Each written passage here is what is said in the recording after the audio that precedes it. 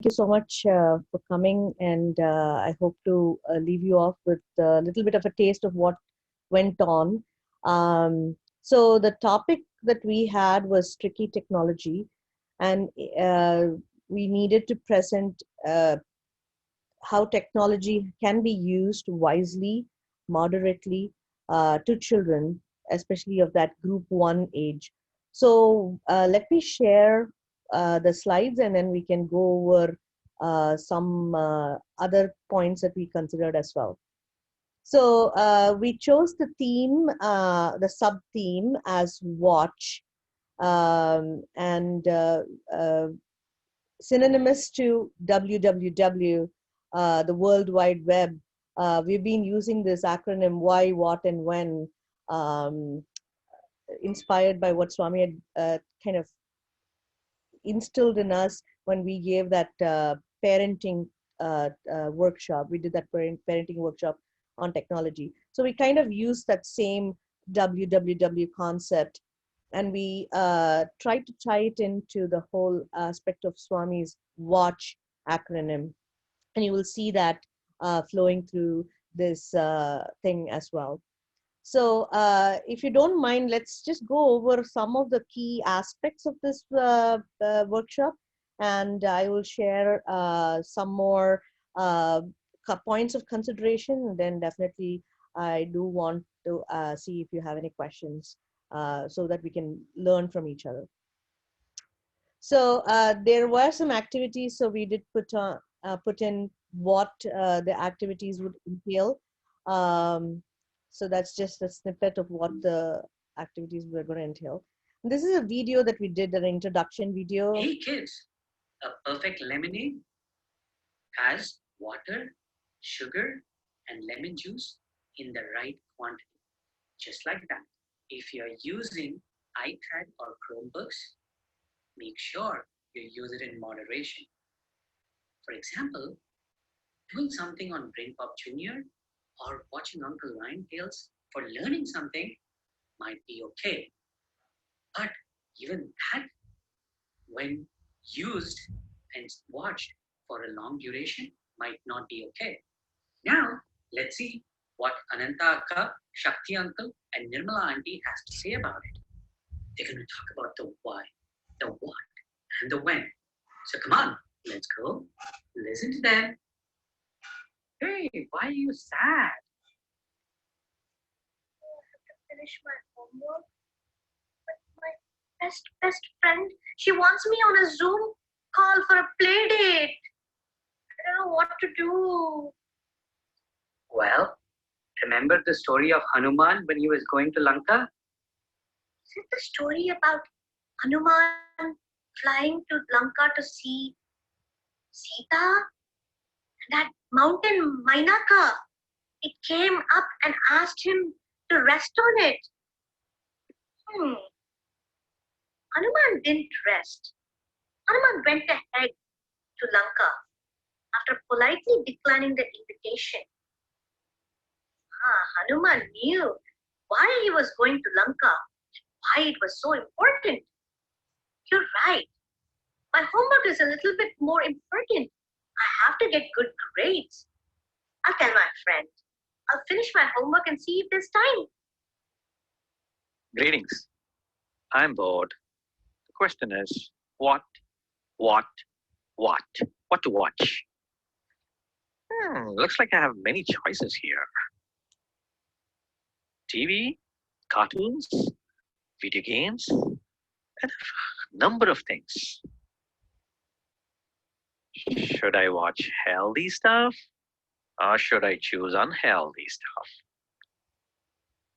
I guess it's good to watch inspiring, motivating, relaxing stuff. Also, it's good to watch things which help me to learn knowledge, etc. I don't want to watch violent stuff, bad characters, dull, depressing, and inappropriate. So when it comes to what to watch, ask yourself, am I making the healthy choice? Remember what Swami said, watch your words, action, thoughts, character, and heart. Thank you. We have already discussed why we need to be mindful of how we use technology. But another important component of using technology in a safe and mindful manner is keeping in mind when we are using it. This can be very hard to do at times. We use it during weekdays to do homework.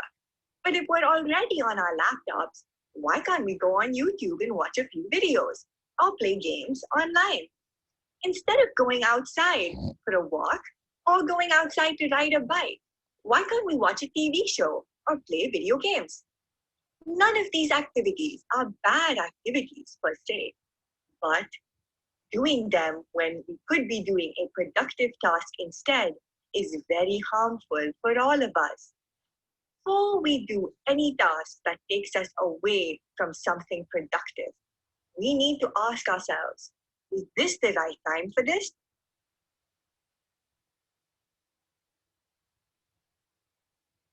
So the reasoning for starting like this, providing this introduction for group one, is because initially, prior to the pandemic, only a few children were probably engaging with the screen.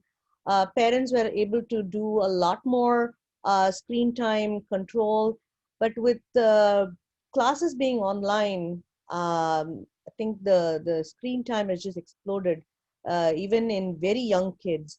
So it was very important for us to start with this note, irrespective of what the family's house rules were.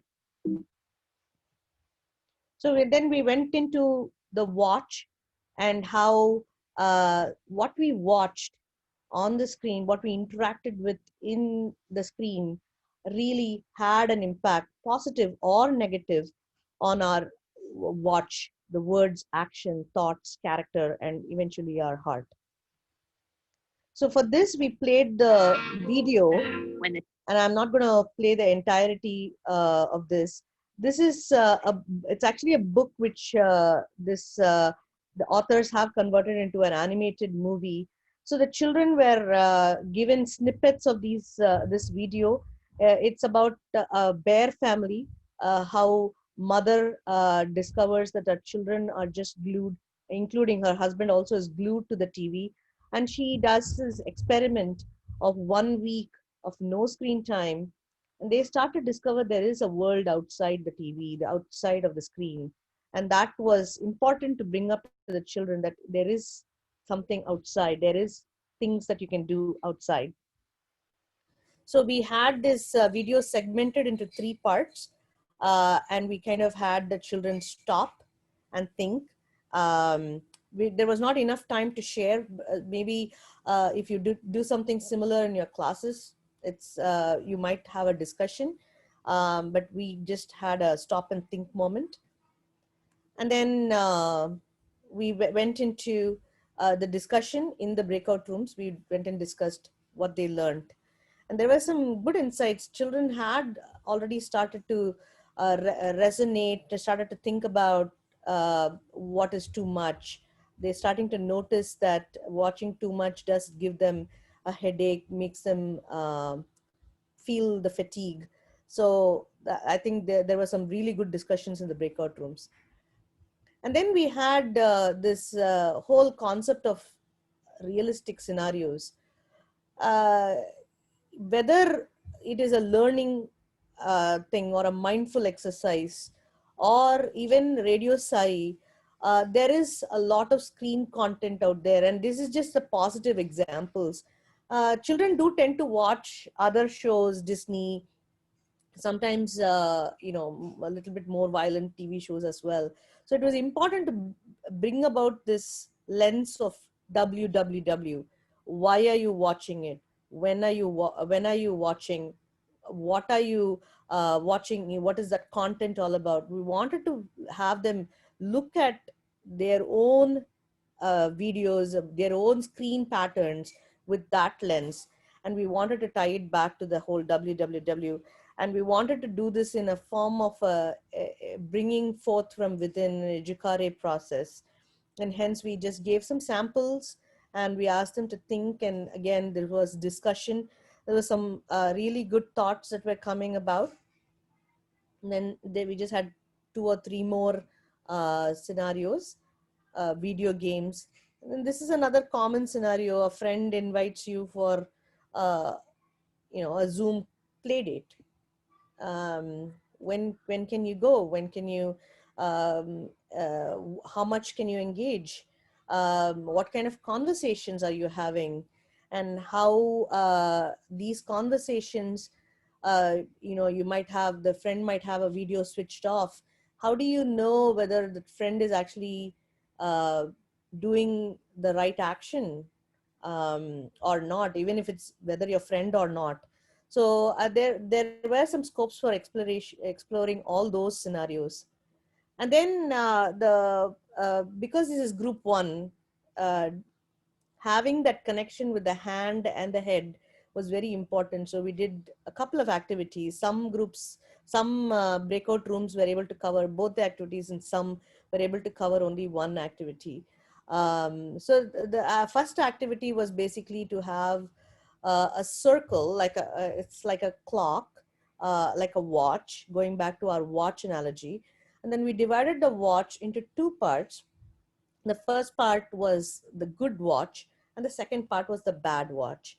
Anything that ranked high in the scale of WWW would go in the good watch, and anything that fell in the lower ranks of WWW would fall into the bad watch. And I had given an example for the children. um, if you see, this is the good watch part, this is the bad watch part, and you can see even Uncle Lion Tales from Radio Sai falls under the bad watch if it is done in excess. We wanted to bring this whole concept of moderation, even for the good stuff, into in front of the children, so that they can be aware of that. And then the activity two was mainly to give them an insight about how sometimes the whole screen takes control of our life, and we don't have time for anything else. And there is this Radio Sai Uncle Lion Tales video that is in that document that we will be sharing, that talks very clearly about prioritization. The big rocks, the big tasks have to be put into the jar first, and then smaller rocks, then the little pebbles, and then the sand, and finally the water, if there is space, right? So in a similar fashion, we took a circle, we divided it into 24 parts to represent 1 hour every day. And we took things that were well-being related: sleep, exercising, eating, personal hygiene. And we allocated how much time the kid would basically put some hours time for each of them, and would color the clock. And then you would do the next frequent actions, like going to school, doing your homework, all your extracurricular activities. And then you would they would color out things like spending time with family, having some quiet time, all that. And then finally, it would be very evident to them that they actually did not have much time left. And if they had spent an hour watching a TV show, then this whole the rest of the important stuff will fall apart. And the example for that was like this. And I couldn't actually fit in all the tasks that I wanted to engage in if I thought about myself as a kid, and yet I had only just 1 hour left to fit in. And there is, as you can see, no TV at all here. So, and then and finally, we wanted to summarize this whole thing, that if they decided to use technology, that they have to do it in moderation. They have to think about uh, why, what, and when. Synonymous to www is a good way of remembering. And I always remember that what we watch, what we read, has influence on our words, action, thoughts, character, and heart. So that was the presentation that we did. And then during the discussions with the facilitators and some of the planning meetings, there were a lot of thought processes that were brought up. And one of the main thought processes that were brought up was uh, I'm not sure if you can see my screen. Manjulaka, are you able to see this screen, the document that I'm sharing? Yes. Okay, awesome. So the one of the main points was if a particular family has a no screen time policy, would they be able to relate to this kind of a topic? And I think it's inevitable that our children will interact with technology in some way at some point. And as we are seeing, many of them are actually doing schooling through technology, virtual classes. And this technology has this very interesting aspect that children especially learn very quickly. And hence, we should be reinforcing that the house rules apply, and when they decide to use, that they use these words of caution in mind. So that's all I had, pretty much, and we will share this document in this slide deck as well if needed. Uh, we can probably have this interactive. So if you have any questions um, on how to do this in the class, or talking to children about technology, we can probably discuss it.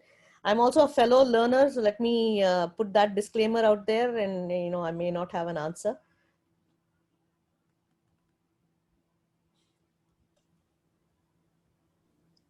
Sairam, Nirmala, can I ask you a question? Yeah, please, Sairam. Yeah, I know all the children, they love to use technology in all these, science related things, school, assignments and everything. But my question is, how good is it for their eyes? Because lately I'm noticing lot of blinking going on, when they're talking to me, or their eyes seem very tired. So you being a technology engineer, what is your opinion about it? So I'll also address it from a parenting angle. I do have a group one Yes, child myself. yes. Um, so one thing is a physical aspect. So there is a blue light that these devices do emit, and light, that blue, excessive blue, is not good for our eyes. Unfortunately, our eyes were not built to take so much blue. So as a practical tip, I think it would be good if children can, especially given the amount of time that they spend in front of the screen, that they use blue light glasses. But I think in general, building best practices like looking away from your screen once in a while, if you can look at a tree which has a lot of green, um, and I think doing some spiritual practices too, right? Walking away, taking even like a simple water break, that you get away from the screen. If the children can have less screen time, the activities can be built. I don't know how the schools will react, how the teacher will react. I think that's a conversation that the parents should have with the teacher, where there is a balance between screen and no screen. But there is the fatigue is real. The fatigue is actually increasing day by day as the children are, and but unfortunately, there will be ramifications on their eyesight. Uh, I guess that's something that as parents and as teachers we need to be aware of and try to build into the curriculum. Thank you. I know. Sister Nirmala, it's a really, really wonderful topic. Mhm. I liked it. I don't think it's only for group two. I think it goes well with all age groups, all groups, because screen time is effective for everyone. So to answer to Sister Shobha's sister question, frankly speaking, yes, I do agree the screen time has increased, but the schools are also making sure that they are giving a considerable amount of breaks between each class. So if the children can remind themselves that, yes, I have a break, let me take a break, as Sister Nirmala said, they can go out, and there is no force from the school that they have to be on the screen all the time. They are giving good amount of time breaks in between each class. So if they can really take that impulse, walk out, just spill some amount of water on their face, it's again self discipline or self control, of which this should happen between parent and a child at home. I really agree that point. I want to echo one more thing that you said. I think uh, we parents sometimes put control. This is a different type of a screen control. Just walking up to them and saying, "Hey, this is your recess time," like you said, Sister Gayatri. Hey, step outside. Or one of my friends was saying she asks her daughter to step outside the house for an hour, and she can't come inside until she's played for an hour outside. I think the parents have to have that grounding first of all, and then it'll be easier to help the children. The children, this is a new tool. There is fascination around that tool, and the tool is pretty addictive. So, Yeah. But thank you for both of your suggestions, for parents and for even us to keep it in back of our mind, how to give them breaks and how to, look at the nature and the trees and good suggestions. Thank you. Uh, Maybe since it is summer, they are actually going out for a walk. Say, suppose, especially in Midwest Chicago, like kind of areas, we can't expect children to go out for a walk because of the chill weather. In that case, as Sister Nirmala mentioned, some spiritual practices, they can listen to nice music without the video on, or they can cherish the music, or they can play some small toys games like skipping or ball, whatever feasible without looking into the screen, or maybe that should be suggestible for their age group. Yeah. I think the internet, again, as you said, the internet has a barrage of suggestions. So maybe parents can chew and mull on that. There's so many nice, innovative ideas out there. Sister Nirmala, one question. I think this Sure. is for like not only group one, all children and adults. Like, did you ever go over that what, why, when? So the when part, did you ever go over like if children, is it okay to watch something while eating? Some many children, especially group one, they if they are formed into the habit like as a very young age, to watch some cartoon or something, then they are very uh, they really want something and they demand. So some parents give in, and so here Swami had mentioned like not to do, but then there is a question like what if it's a good content, what if it's a Swami like a Uncle Lion story or something, then is it appropriate, like that's what I wanted to ask. To be honest with you, Sister Preeti, we did not have an opportunity. There was a scratch on the surface workshop. So with 55 minutes, we did not go deep into each of those. But in our workshop, when we did for the parents, the same WWW, we did talk about it. And I'll tell you from personal thing, of course, there was a lot of demand and resistance from my own child. So I did I used some tactics like distraction, and children of that age like stories. So I just had to free up some time of my calendar. So if it was a lunch or a dinner time, I would sit with my daughter and I would tell her stories, and slowly weaned. This is a weaning process, right? So once you wean, then they have lost that uh, desire to go back. So it is a laborious process, and each kid is different. Each kid, the way you wean is different, but there will be tantrums, there will be resistance, and parents have to. It's time, patience, all that is required. But even if it's good content, to answer your question, I wouldn't give. We try not to give even sometimes during our dinner time there is the Bhagavatam talks, Sai Bhagavatam talks. So we say, oh, you can watch it later, it is on YouTube, you can watch it later. Okay, And thank again you. to going with what you said, dinner time is one thing, I think sleep time is another thing, another time. 1 hour before sleep, it has to be protected, otherwise they will not be able to sleep, and it will mess up their schedule, and we are very rigid about it in our household. Okay, thank you. Because that was one of the topics. Like, if the content is good, if it is related to Swami, then what's the problem? I thought I can clear because you were going over some parenting topics also. Right. Thank you so much for that. Yeah, we have house bhajans going on in our center. So if when we join, we use it as a radio as opposed to a video. Only here, you can only hear in the night. Thank you. Yes. Thank you.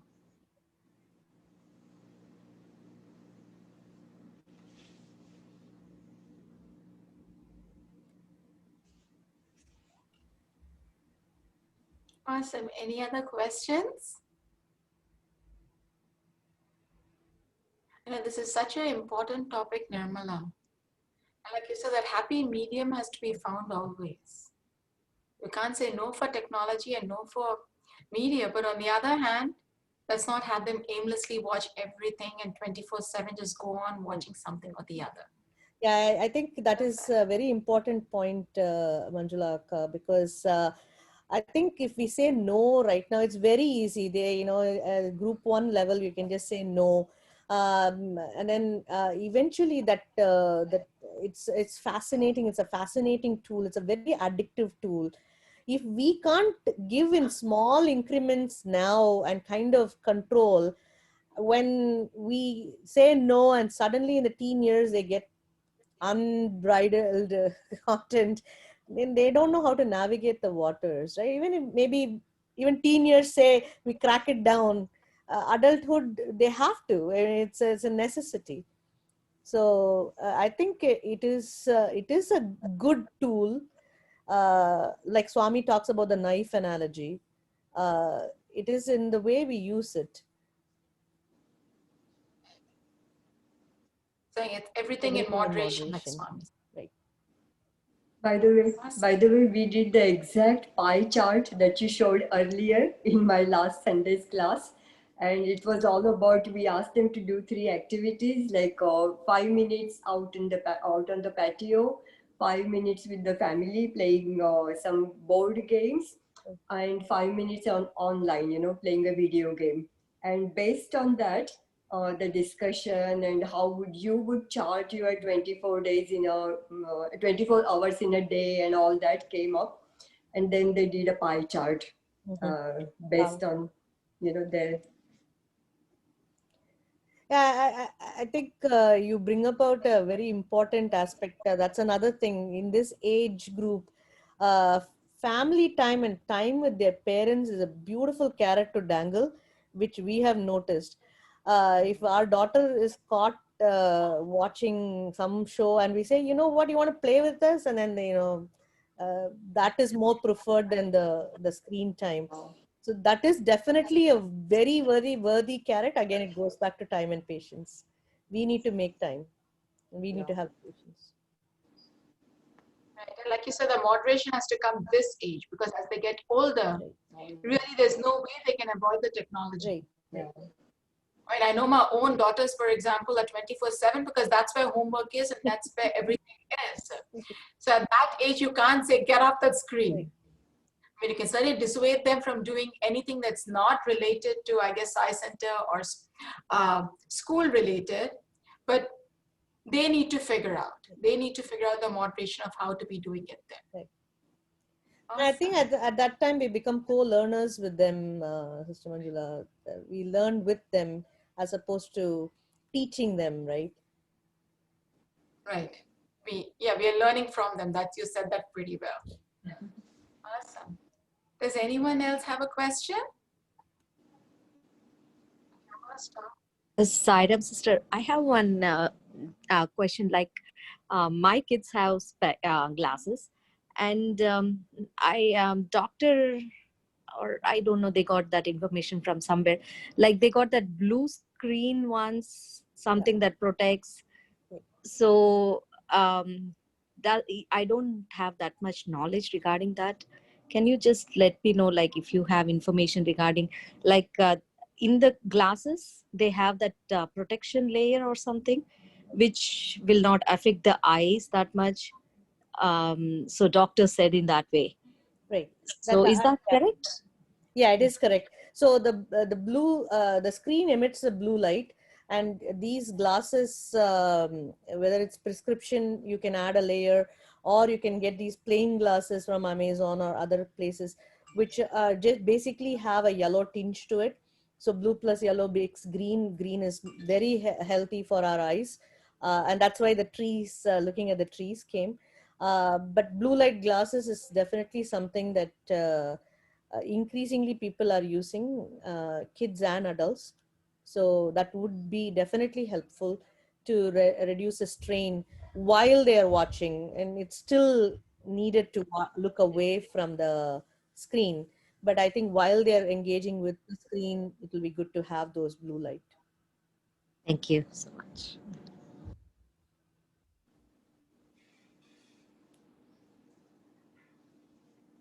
Okay. Well, if no one has any further questions,